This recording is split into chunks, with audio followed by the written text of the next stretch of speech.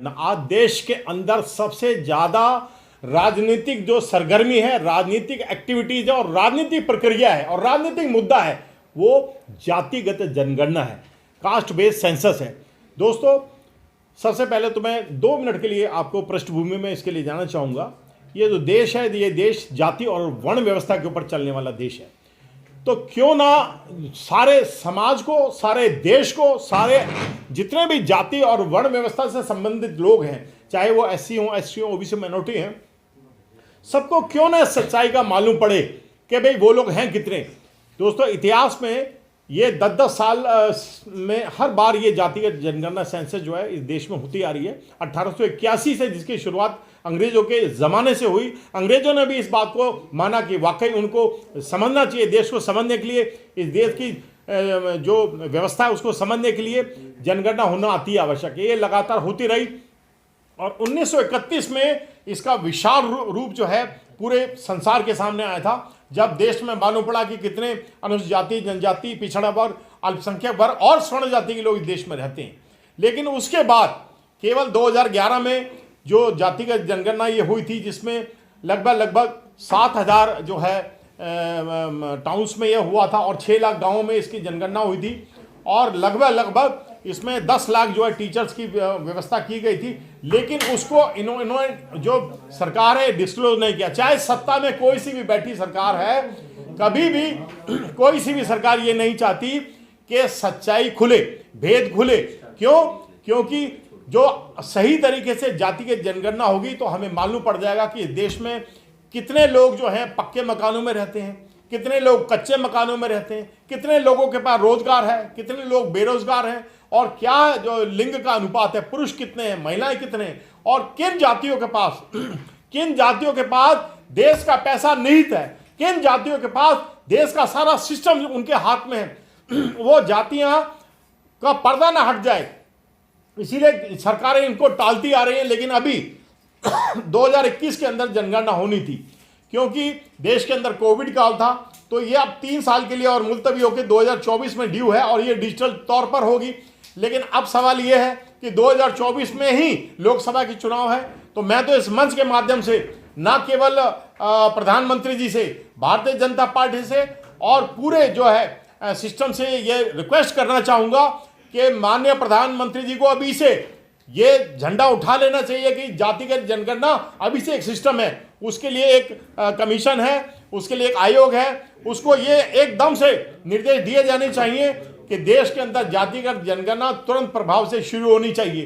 क्योंकि अब आप ये लगा लें, अभी बिहार में जो है जातिगत जनगणना हुई तो देश को यह मालूम पड़ा कि कितने लोग वहाँ SC ST हैं और सबसे ज़्यादा जो अत्याचार झेल रहे हैं, मेरे हिसाब से तो अत्याचार झेल रहे हैं और अपमान झेल रहे हैं OBC समाज के लोग।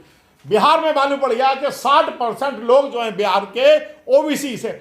और उधर तमिलनाडु में जो MK स्टालिन साहब हैं वो भी लगातार इस बात को कह रहे हैं कि भाई मेरे यहाँ भी सेंसस होना चाहिए। तो सारे जितने भी जहाँ भाजपा BJP ड्रिवन सरकार नहीं है, वो सभी राज्य इस बात को मान रहे हैं। तो मैं इस मंच से पूछना चाहता हूं, मैं सरकार से पूछना चाहता हूं कि जातिगत जनगणना करवाने में आपको क्या आपको क्या असुविधा है भाई?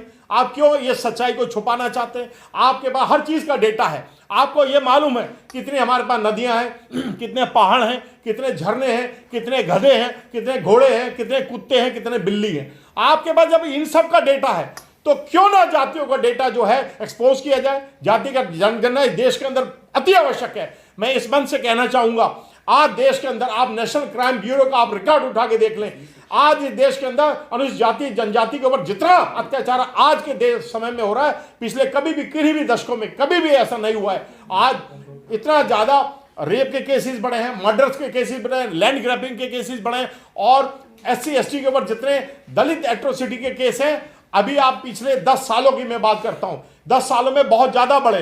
देखिए, जब भी आप टेलीविजन खोलेंगे, टेलीविजन कुछ और कहता है, देश बहुत तरक्की कर रहा है, बहुत तरक्की कर रहा है। मैं आपको इस मंच के माध्यम से कहना चाहता हूं, आप बाहर चलते हुए 10 गरीब लोगों को रोक करके पूछें कि भाई आप तुम्हारी रोटी कैसे चल रही है? इस देश में गरीब आदमी 75 रुपए किलो तो दूध खरीद रहा है, 30-30 रुपए किलो गेहूं खरीद रहा है और जिन लोगों को 5-5 किलो राशन दिया जा रहा है वो सब तो एक तरीके से जो ड्राई राशन लेने वाले लोग हैं वो तो एक तरीके से भिखारी बन गए। अब उनको यही लगा रहता है आपको सरकार हमें ड्राई राशन दे।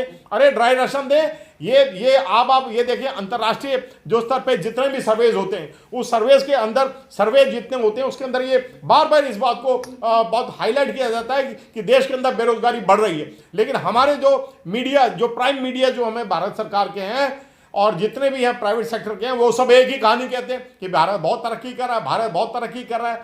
अगर तरक्की कर रहा है तो जो गरीब लोग हैं वो और गरीब कैसे होते जा रहे हैं, जो अमीर है वो बहुत अमीर कैसे होते जा रहे हैं। जो हमारी भारत सरकार के उपक्रम जो भारत सरकार को हमेशा कमाई करके देते आए हैं, LIC है और पेट्रोलियम्स हैं और हैंडलूम्स हैं, ये सब भारत सरकार के वो उपक्रम हैं जो हमेशा से भारत सरकार को कमाई करके देते आ रहे हैं। इन सबको जो है प्राइवेट हाथों में दे दिया गया तो उससे किन का नुकसान हुआ? जो बेचारे आरक्षण की बाबा साहब ने छतरी जिनको बनाई थी, जिनके साथ सदियों से जो है जुल्म होता आया है, जिनके बाप दादाओं के साथ जुल्म होता आया है, उनको बैसाखी के तौर पे बाबा साहब ने एक आरक्षण का जो प्रावधान किया था, जो शिक्षा के क्षेत्र में और रोजगार के क्षेत्र में और राजनीति के क्षेत्र में उन बेचारों को मिलता था, वो सब खत्म होता जा रहा है। तो इसीलिए ये सरकार नहीं चाहती कि जातिगत जनगणना हो, वरना ये ना मालूम पड़ जाए कि देश के अंदर कि एग्जीक्यूटिव्स और आपके जुडिशरी, मीडिया और जितने भी चारों पिलर्स हैं डेमोक्रेसी के, उनके ऊपर किन लोगों का अधिकार है? अरे उनके ऊपर जो 8 से 10% लोग हैं जिनको स्वर्ण समाज के लोग किया जाता है, उन्हीं लोगों का अधिकार है। 73% पैसा उन्हीं लोगों के पास है, जमीनें जो है 60% उन्हीं लोगों के पास है, जितने भी बड़े बड़े उपक्रम है सभी उनके पास है। आप भारत में एक एग्जांपल ले लें, मॉल्स कितने, और मॉल्स के मालिक कौन है? क्या आप समझते हैं कितने लोग यहाँ, आप खुद भी जर्नलिस्ट हैं, आप मेरे को बताएं कितने लोग दलित समाज के हैं जिन लोगों के पास बड़े बड़े मॉल्स हैं, जो बड़े बड़े जो है बिजनेसमैन हैं, बिजनेस टाइकून्स हैं, कितने लोग?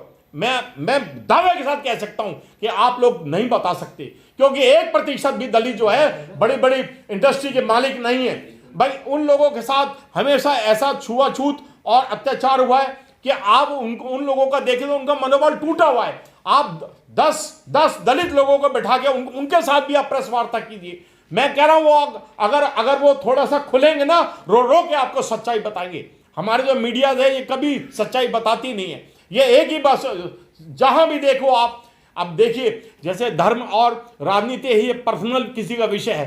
कोई व्यक्ति चाहता है कि मैं पूजा करूं, लेकिन दूसरा चाहता है मैं पूजा ना करूं। हो सकता है वो भगवान बुद्ध को मानता हो सकता है वो जैन धर्म को मानता हो सकता है वो सिखिज्म को मानता हो। लेकिन आज आप जब भी चैनल आप खोलें आप देखेंगे कि भाई राम मंदिर के बारे में चर्चा चल रही है और अलग अलग मंदिरों के ऊपर कॉरिडोर बनाए जा रहे हैं, और हाईवेज को जो अच्छे भले हाईवेज थे उनको और भी ज्यादा एक्सप्रेस हाईवे किया जा रहा है, जबकि उस पर चलने वाले को जेब से प्रति किलोमीटर लगभग 3 से 4 रुपए देना पड़ रहा है। आप यहां से अगर लखनऊ जाएंगे तो 485 रुपए तो आप आगरा देंगे, वहां से 780 रुपए फिर आप लखनऊ देंगे। तो आप उसका किलोमीटर में कैलकुलेट कर रहे हैं 3-4 पर किलोमीटर। तो उस पर चलने वाले लोग कौन है? वो वही 4 पहिया लोगों के मालिक लोग हैं जो पैसे वाले लोग हैं। लेकिन इन पैसे वालों के लिए ही क्या योजनाएं बनती हैं? तो इसलिए मैं बार बार इस पे मैं एम्फसाइज करता हूं, जोर देता हूं कि भारत सरकार को, प्रधानमंत्री जी को, भारतीय जनता पार्टी को और जितना भी सत्तारूढ़ी उनके अलायंस के जो दल हैं सभी को इस सच्चाई को मानना चाहिए, जानना चाहिए। और भारत में जो जातिगत जनगणना है जिससे मालूम पड़ जाए कि भैया कितने लोग जो है धर्म को, किस धर्म को मानते हैं। आज एक बात देखें, जो हमारे मुस्लिम भाई हैं उनके ऊपर भी, अरे मुस्लिम जो है इस देश के जो है एक अभिन्न अंग है, उन्होंने भी भारत के हिंदुस्तान की जंग आजादी में बराबर का खून बहाया। लेकिन उनके टेलीविजन में आप देखें उनके खिलाफ भी हम ये देखते हैं कि थोड़ा वो लोग बेचारे खुल के बोल नहीं पाते, जबकि वो भी हमारे बहन भाई हैं। इसी प्रकार आप जो देखें, जो बौद्ध धर्म के जो मानने वाले वो भी बेचारे खुल के नहीं बोल पाते हैं कि उनके खिलाफ कोई ऐसी कोई कार्रवाई ना हो जाए। ऐसा नहीं होना चाहिए। संविधान हमें सबको बराबर बताता है, इंडियन पेनल कोड हम सबको बराबर बताता है, कुदरत भी सबको बराबर बताती है। तो कहीं कोई ऐसा भेदभाव नहीं होना चाहिए। और उसके लिए सबसे बढ़िया जो टॉनिक है वो जातिगत जनगणना है। एक बार जातिगत जनगणना सही तरीके से हो जाएगी तो आप सबको, हम सबको ये मालूम पड़ जाएगा कि कौन कौन सी योजनाएं हम और आपके लिए बनाई जानी चाहिए, कौन सी योजनाएं जिसको SC ST के लोगों के लिए बनाई जानी चाहिए, जिससे उनके जीवन में सुधार हो, उनको रोजगार मिले और वो शिक्षा के क्षेत्र में, रोजगार के क्षेत्र में और राजनीति के क्षेत्र में आगे बढ़ सके। तो मैं अपनी बातों को यहां विराम देता हूं, लेकिन ये एम्फसाइज करता हूं और इस मंच के माध्यम से जितने भी हमारी संस्था के अन्य संस्थाओं के जो रहनुमा यहां पर आए हुए हैं, और इस मंच के माध्यम से मैं न केवल सरकार से, प्रधानमंत्री जी से और जितने भी सत्तारूढ़ दल के अलायंस पार्टीज हैं, उन सब से मैं, जितने भी विपक्ष के जो दल हैं उनकी तरफ से ये एक रिक्वेस्ट करता हूं और ये मैं जोरदार एक अपील करता हूं कि देश के अंदर जातिगत जनगणना होनी चाहिए, जिससे कि दूध का दूध और पानी का पानी हो सके। नमो।